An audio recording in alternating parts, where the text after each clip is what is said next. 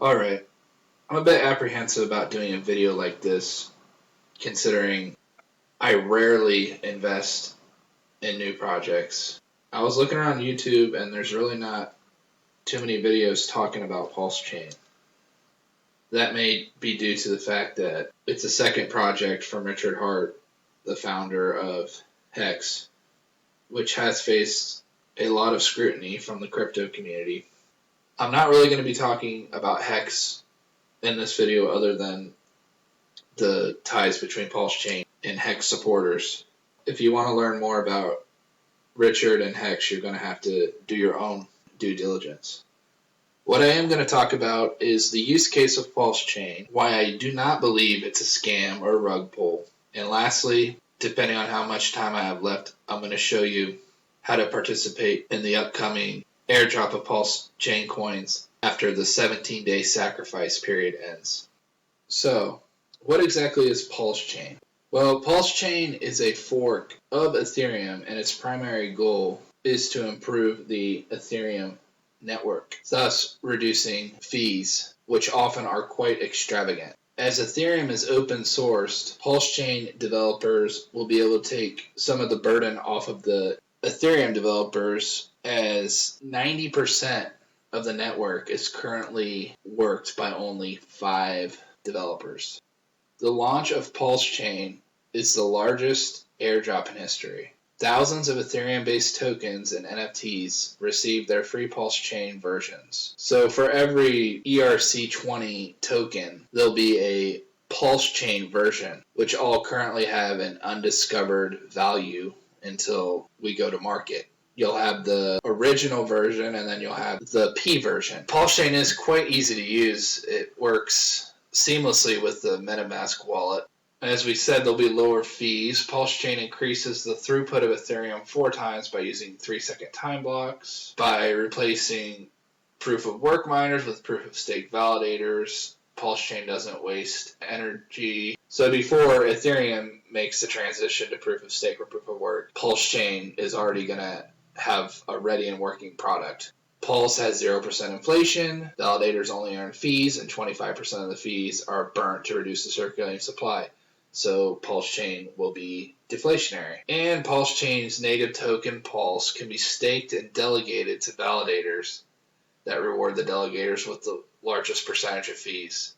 So like Hex, PulseChain can also be staked. Bridging. Ethereum can be traded on the Pulse network, and Pulse can be traded on the Ethereum network. In the airdrop, Ethereum holders will be issued PulseChain at a 1-to-1 ratio, and they'll have 30 days to claim it before it disappears. The Ethereum holders will be heavily diluted, though, because for every dollar that someone sacrifices, they'll receive 10,000 PulseChain. It really doesn't matter how much Ethereum you have unless you sacrifice. You're going to have a very insignificant amount of PulseChain.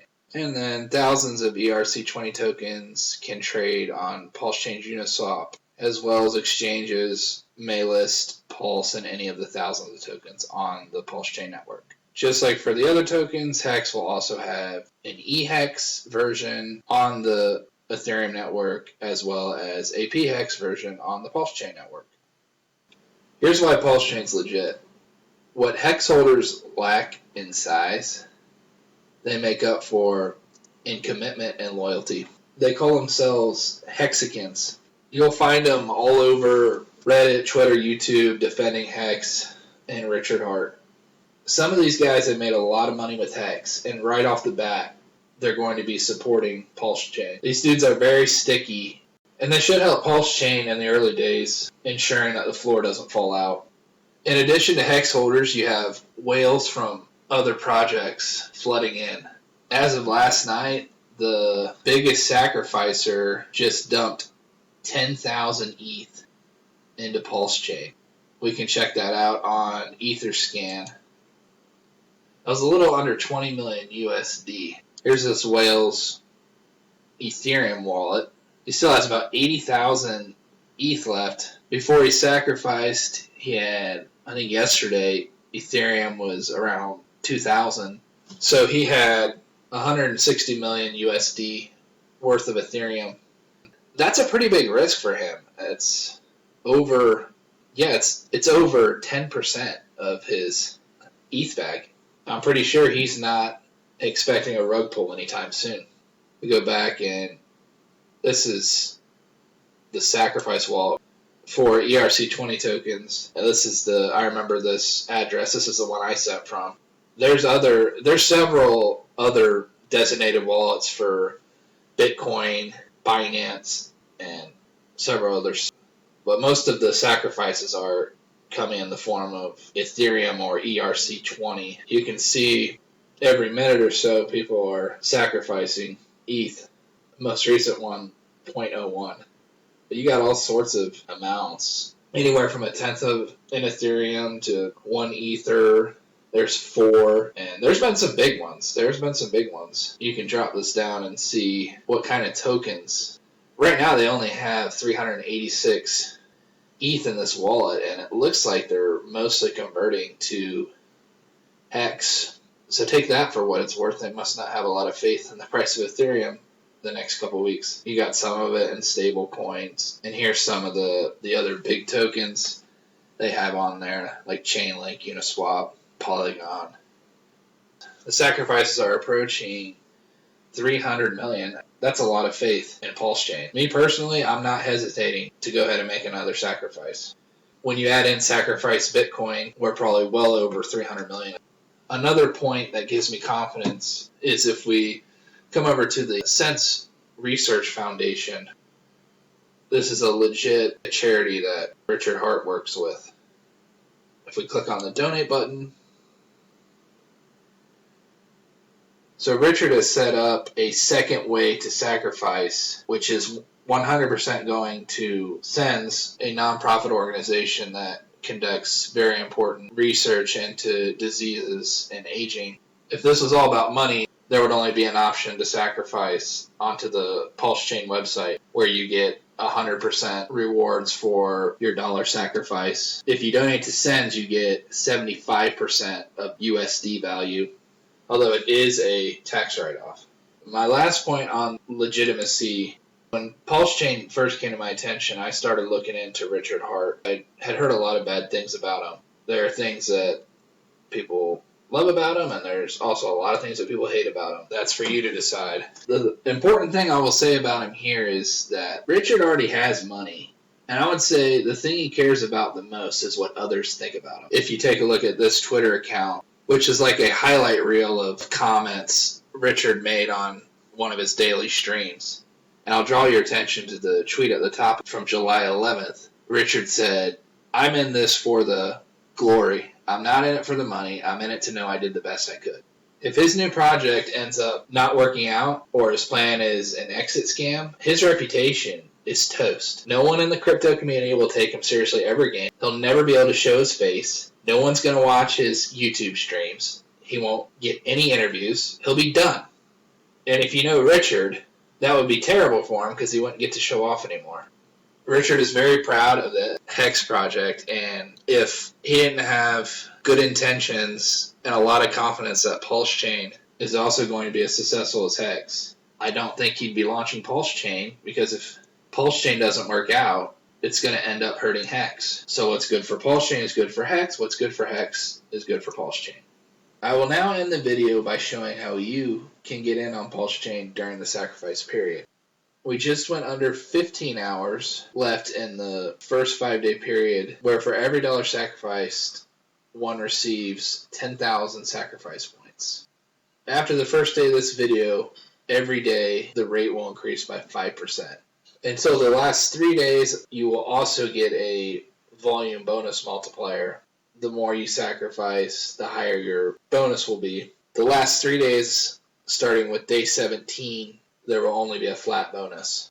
You also see disclaimers like this plastered all over the place, saying you are sacrificing to prove how strong you believe that blockchains are speech, and speech is protected human right. You must have no expectation of profit from the work of others. The set of people have sacrificed to show their commitment to this political statement makes a great set of people to airdrop free things too. These sacrifice points are not meant to have any monetary value. Remember, you're not buying anything. Some countries tax their citizens when they receive things of value. Pulse Chain and all the coins on it are designed to start with no value, which is ideal. The only thing we know of is a free airdrop. Richard's phrasing it this way to legally avoid anyone having to pay tax. As long as you received it for free, there's no monetary value to tax until you actually sell. If you decide to go ahead and sacrifice to Pulse, you want to make sure you're going to the right site. It's not the pulsechain.com website that we were just on. You're going to want to type pulse.info either into a web browser. You can also, in the MetaMask mobile app, select the browser tab and enter pulse.info there. The app will automatically connect you to your wallet. If you don't already have a MetaMask wallet, you'll want to create one.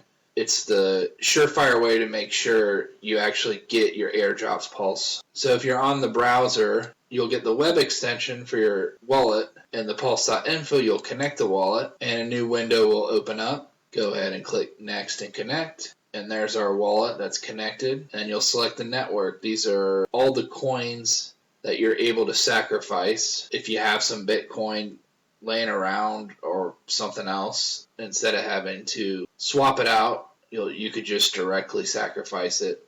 If you're going to purchase coins or tokens for the sacrifice, I would recommend Ethereum or Tether. Here's all the ERC20s that are available to send. And for all of them, you'll be sending to the same sacrifice address. Once you send from your wallet, there will be a public record of your transfer on etherscan.io, as well as all the other addresses that have sacrificed. So, of course, you'll copy it, and then you'll head back over to your MetaMask. You'll paste it, and then you'll send either your Ethereum or your ERC20. At this point, there's nothing left to do but to wait for the sacrifice period to end and to be airdropped your amount of Pulse Chain, depending on how early in the period you sacrificed and how large of a bonus multiplier you received. We currently have 2 weeks left in the sacrifice period. Then at some point, there'll be a test net of the Pulse Chain network. When that's successful, the actual fork from Ethereum will take place, leading to the launch of the new Pulse Chain network, when you should receive your Pulse coins and any copies of Ethereum or ERC20 tokens that you are currently holding in wallets that you hold the private keys to. We're already over 300 million USD sacrificed, which will be the equivalent of over 3 trillion in Pulse Chain. This could definitely be the next big one.